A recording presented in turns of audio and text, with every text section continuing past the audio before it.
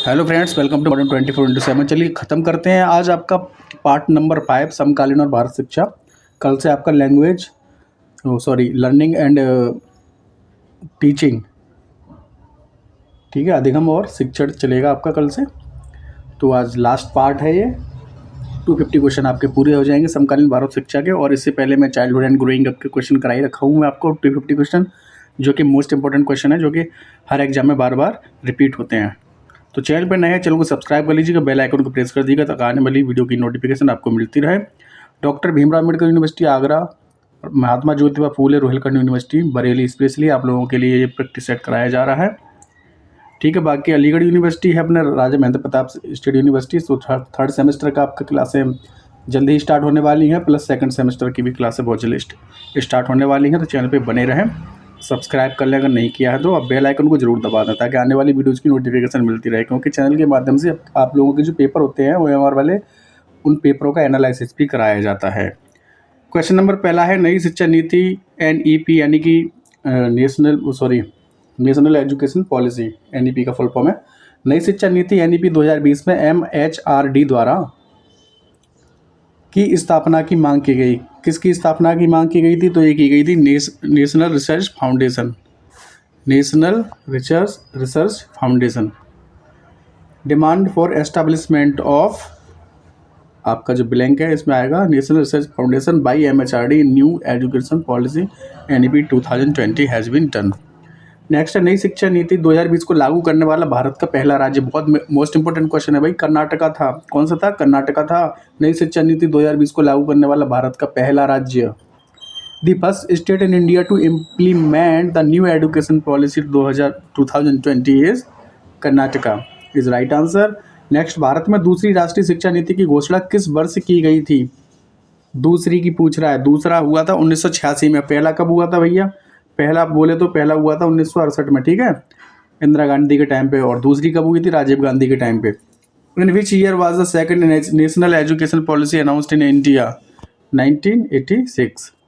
निम्न में से कौन नई शिक्षा नीति 2020 के मसौदा समिति यानी कि ड्राफ्टिंग कमेटी के अध्यक्ष हैं? Doctor Krishnaswamy Kasturirangan.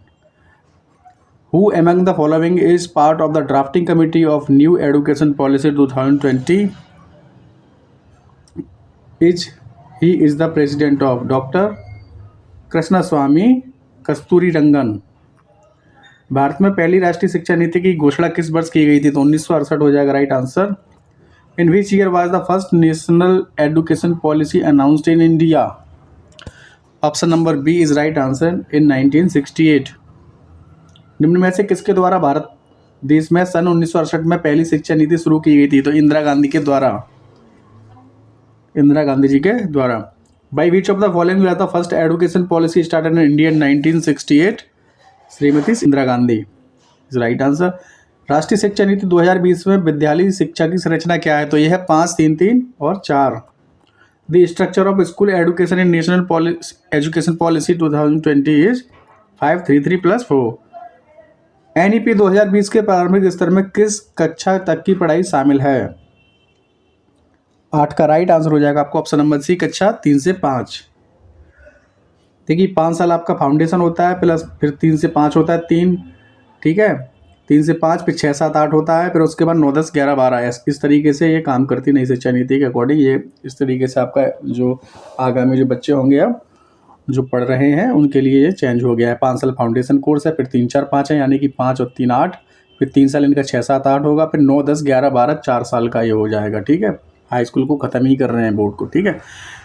Up to which class education is included in the elementary level of NEP 2020? 3 to 5 years।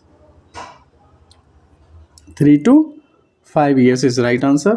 Next 9 है, NEP 2020 के मध्य स्तर में कितनी आयु के बच्चों को रखा गया है? मध्य स्तर 9 का हो जाएगा ए, राइट आंसर। 11 से 14 वर्ष की आयु तक। Children of what age group have been kept in the middle level of NEP 2022? Option number A is right answer, 11 to 14 years of age. राष्ट्रीय शिक्षा नीति 2020 के प्रारंभिक स्तर में कहाँ तक की पढ़ाई शामिल है? प्रारंभिक स्तर में है, जैसे कि मैंने बताया था 3 से 5 है, और फाउंडेशन में आपका 3 से 5 तो ये हो गया। फाउंडेशन में आपका फर्स्ट सेकंड एनसी वगैरह ये सब चलेंगी, ठीक है। The elementary level of the national education policy 2020 includes education up to class 3 to 5 is right answer. राष्ट्रीय शिक्षा नीति 2020 में सीखने के लिए मूल्यांकन पर जोर दिया गया, तो सतत और व्यापक दोनों हो जाएंगे right answer. This national education policy 2020 emphasizes assessment for learning continuous and creative। Allahabad विश्वविद्यालय किस प्रकार का विश्वविद्यालय है? इलाहाबाद विश्वविद्यालय है केंद्र शासित विश्वविद्यालय। What type of university is Allahabad university? Union territory. Next, विश्वविद्यालय अनुदान आयोग यूजीसी की स्थापना कब हुई थी? यूजीसी बोले थे यूनिवर्सिटी ग्रांट्स कमीशन। कब हुई थी? 1953 में। When was the university grants commission established? 1953। Full form पूछे तो यूनिवर्सिटी ग्रांट कमीशन हो जाएगा यूजीसी का। यूजीसी करके भी पूछ लेते कभी। ऑपरेशन ब्लैक बोर्ड की शुरुआत कब हुई थी? ये हुई थी आपकी 1987 में। और ये नई राष्ट्रीय शिक्षा नीति 1986 थी, जो राजीव गांधी की अध्यक्षता में हुई थी। राजीव गांधी जी प्राइम मिनिस्टर थे उस टाइम, तो उसके 1 साल बाद ही आ गया था operation black board. When was operation black board started? और प्राथमिक शिक्षा के लिए था ये, ठीक है। 1987 हो जाएंगे राइट आंसर। क्वेश्चन डाला है मैंने, इसमें आएगा विश्वविद्यालय अनुदान आयोग का प्रमुख कार्य क्या है? तो विश्वविद्यालय के शैक्षिक स्तर का निर्धारण करना। विश्वविद्यालय अनुदान आयोग का प्रमुख कार्य क्या है? विश्वविद्यालय के शैक्षिक स्तर का निर्धारण। The main function of the University Grants Commission is determining the education level of the university। प्रथम 3 विश्वविद्यालय किसकी सिफारिश पर खुले थे? तो ये खुले थे हंटर आयोग की सिफारिश पर। कौन कौन से थे भैया? कौन कौन से थे? मुंबई था, मद्रास था और कोलकाता था। ऑन हुच रिकमेंडेशन, जिसमें मुंबई सबसे पहले खुला था। On हुच recommendation were the first 3 university opened. Sorry, गलत हो गया था, बुड डिस्पैच होगा इसका राइट आंसर। बुड डिस्पैच कर लीजिए। बुड डिस्पैच हो जाएगा 16 का राइट आंसर। बुड डिस्पैच कर लीजिए इंग्लिश पे भी, बुड डिस्पैच। इंदिरा गांधी राष्ट्रीय खुला विश्वविद्यालय की स्थापना किस वर्ष में हुई? इंदिरा गांधी राष्ट्रीय खुला विश्वविद्यालय यानी कि इग्नू की बात हो रही है। IGNOU, Indira Gandhi national open university, ठीक है। इग्नू करके आए तो इसका फुल फॉर्म हो जाएगा इंदिरा गांधी राष्ट्रीय खुला विश्वविद्यालय, ठीक है। इग्नू बोलते हैं इसको। कब भैया इसकी स्थापना हुई थी? तो ये स्थापना हुई थी सन 1985 में। In which year was Indira Gandhi national open university established? In 1985। देश में सबसे पहले किस विश्वविद्यालय की स्थापना हुई? तो मुंबई की हुई थी। Which university was established first in the country? Mumbai हो जाएगा राइट आंसर। विश्वविद्यालय अनुदान आयोग को वैधानिक मान्यता कब मिली थी? देखिए ये मिली थी आपकी, देखिए 1953 को तो ओपन हो गया था, ठीक है। देखिए जो वैधानिक मान्यता जो मिली थी, ये मिली थी आपकी 1956 में। वैधानिक मान्यता की पूछे तो 1956 है, और वैसे अगर पूछे तो 1953 है, ठीक है। When did the University Grants Commission get statutory recognition? In 1956। प्रथम 3 विश्वविद्यालय आयोग कब नियुक्त किए गए? प्रथम भारतीय विश्वविद्यालय, प्रथम की बात हो रही है, जबकि पहला भारतीय विश्वविद्यालय आयोग था वो कब लिया गया? तो ये नियुक्त किया गया था 1902 में। When was the first Indian University Commission appointed? 1902 हो जाएगा राइट आंसर। विश्वविद्यालय अनुदान आयोग में कुल कितने सदस्य होते हैं? 21 का राइट आंसर हो ऑप्शन नंबर डी, 9 सदस्य होते हैं। How many members are there in the university grants commission? तो 9 हो जाएगा राइट आंसर। भारत में सर्वप्रथम किस विश्वविद्यालय में पत्राचार शिक्षा की व्यवस्था की गई थी? किस विश्वविद्यालय में? तो दिल्ली विश्वविद्यालय बोले तो हाँ, DU। In which university in India correspondence education was arranged for the first time? in Delhi university is right answer. राष्ट्रीय पात्रता परीक्षा यानी कि नेट का आयोजन किसके द्वारा कराया जाता है? नेट बोले तो नेशनल एलिजिबिलिटी टेस्ट, राष्ट्रीय पात्रता परीक्षा फुल फॉर्म पूछे तो नेट की NET होता है ये शॉर्ट फॉर्म इसकी। देखिए इस पर फुल फॉर्म भी दे रखी है, नेशनल एलिजिबिलिटी टेस्ट, ठीक है। नेट की फुल फॉर्म पूछ लेता है कभी कभी। राष्ट्रीय पात्रता परीक्षा नेट का आयोजन किसके द्वारा किया जाता है? जो किया जाता है विश्वविद्यालय अनुदान के आयोग द्वारा यानी कि UGC के द्वारा। Who conduct the national eligibility test NET by university grants commission. Uttar Pradesh के राज्य विश्वविद्यालयों का कुलाधिपति कौन होता है? राज्यपाल। अभी अपने उत्तर प्रदेश में जितने भी विश्वविद्यालय जैसे कि आगरा विश्वविद्यालय, बरेली विश्वविद्यालय, Raja Mahendra Pratap Singh, Kanpur university, Lucknow university, Awadh university, Chaudhary Charan Singh, जो भी यूनिवर्सिटी है XYZ, उसके अभी कुलपति कौन है? तो भारत के राज्यपाल है। और भारत के राज्यपाल कौन है? तो आनंदीबेन पटेल है अभी, ठीक है। The chancellor of the state university of Uttar Pradesh is governor, राज्यपाल होता है। सन 2011 की जनगणना के अनुसार महिला साक्षरता प्रतिशत कितनी है? तो ये है 65.46%। According to the 2011 census, what is the male literacy percentage is 65.46%। विश्वविद्यालय स्तर पर शिक्षण एवं अनुसंधान के लिए वित्तीय सहायता कौन देता है? तो विश्वविद्यालय अनुदान आयोग देता है। Who provides financial assistance for teaching and research at the university level? Right answer is University Grants Commission।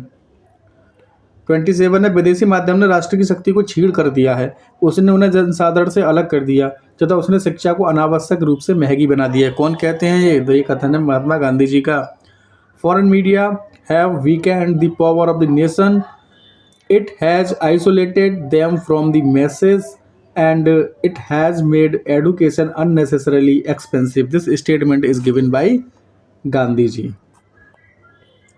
Diet का विस्तृत रूप है तो ये हो जाएगा district institute of education and learning.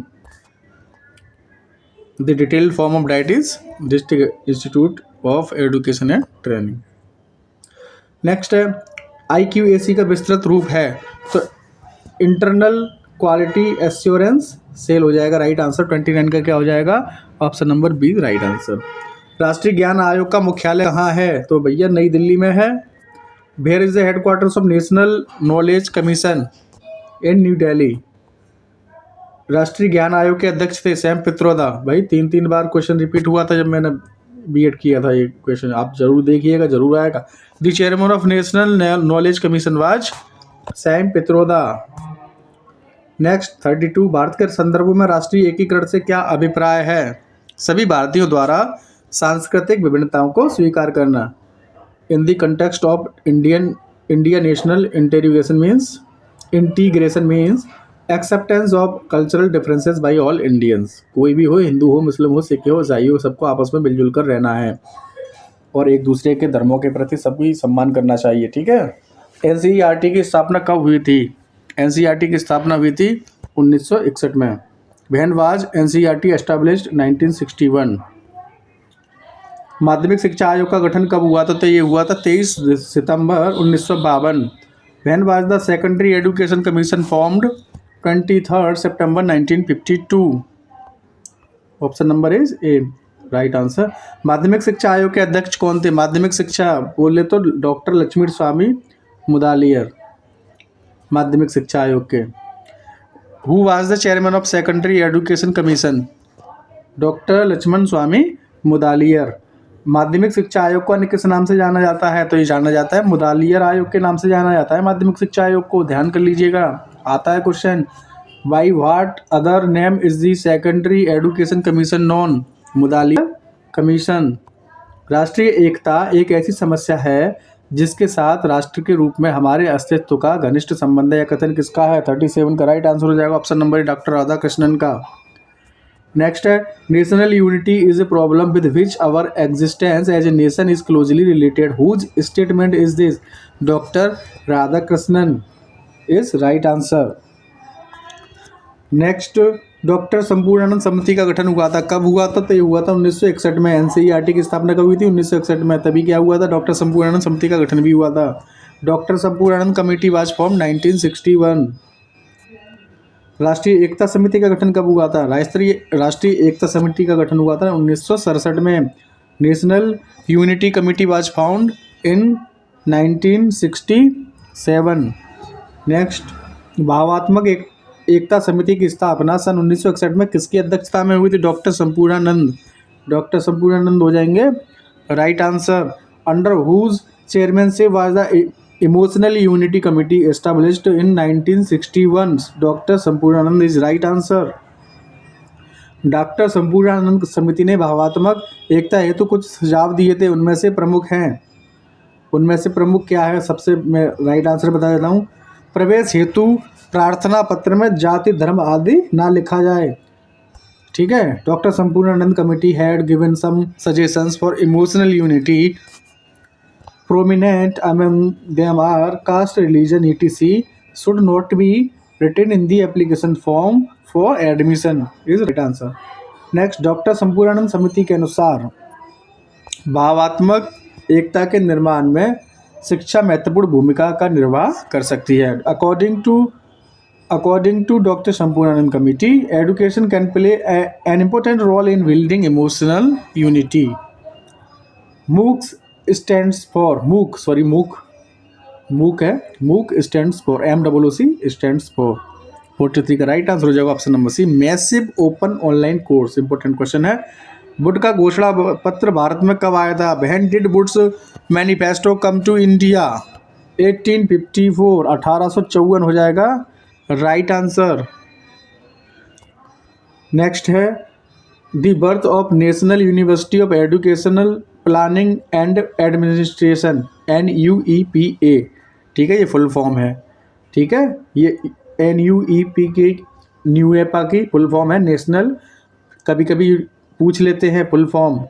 ठीक है, तो ये फुल फॉर्म दी गई है, किसकी है? इसकी भैया, NUEPA न्यूएपा क्या है? National university of educational planning and administration. ठीक है, अब क्वेश्चन देख लेते हैं। The birth of national university of educational planning and administration यानी कि NUEPA is associated with UNESCO. Option number 20 हो जाएगा right answer. National university of education planning and administration का जन्म किससे जुड़ा है? तो ये यूनेस्को से जुड़ा है। ठीक है। नेक्स्ट, राष्ट्रीय स्तर पर राष्ट्रीय माध्यमिक शिक्षा अभियान यानी कि RMSA के कार्यान्वयन, निगरानी और मूल्यांकन के लिए एक नोडल एजेंसी के रूप में कार्य करने वाली संस्था है। कौन है वो भैया, कौन है? तो ये है NCERT, the body which acts as a nodal agency for the implementation, monitoring and evaluation of राष्ट्रीय माध्यमिक शिक्षा अभियान RMSA। RMSA का अगर फुल फॉर्म पूछे तो राष्ट्रीय माध्यमिक शिक्षा अभियान। RMSA at the national level is, ठीक है, नेशनल लेवल की बात हो रही है। अब भैया क्या बात हो रही है? नेशनल लेवल की। ये क्या था? निगरानी 46 हो गया, 46 हो गया। अच्छा, इसका तो NCERT ही होगा। एक राज्य स्तर पर माध्यमिक शिक्षा के शैक्षिक कार्यक्रमों की योजना, क्रियान्वयन एवं मूल्यांकन हेतु उत्तरदायी निकाय कौन सा है? तो इसमें होगा आपका SCERT, the body responsible for planning, implementation and evaluation of educational programmes of secondary education at the state level is SCERT। NUEPA की स्थापना किसके द्वारा की गई थी? 48 का राइट आंसर हो जाएगा ऑप्शन नंबर बी, मानव संसाधन विकास मंत्रालय के द्वारा की गई थी। NUEPA was established by ministry of human resource development. 49 है, उपनयन संस्कार किससे जुड़ा है? तो ये वैदिक संस्कृति से जुड़ा है। व्हाट इज उपनयन संस्कार एसोसिएटेड विद? तो एसोसिएटेड विद वैदिक। मकतब और मदरसा किससे जुड़ा है? तो ये मुगल कालीन शिक्षा से जुड़ा है, Mughal. What are maktab and madrasa related to Mughal is right answer. Video पसंद आई, चैनल को सब्सक्राइब कर लीजिएगा। Thanks for watching. मिलते हैं आपका नेक्स्ट जो आपका सब्जेक्ट है लर्निंग एंड टीचिंग, कल से आपका स्टार्ट हो जाएगा। चैनल पे बने रहे, नहीं किया तो भैया चैनल को सब्सक्राइब कर लीजिए, बहुत मेहनत से वीडियो बना रहा हूँ मैं। ठीक है, धन्यवाद, गुड नाइट, मिलते हैं कल।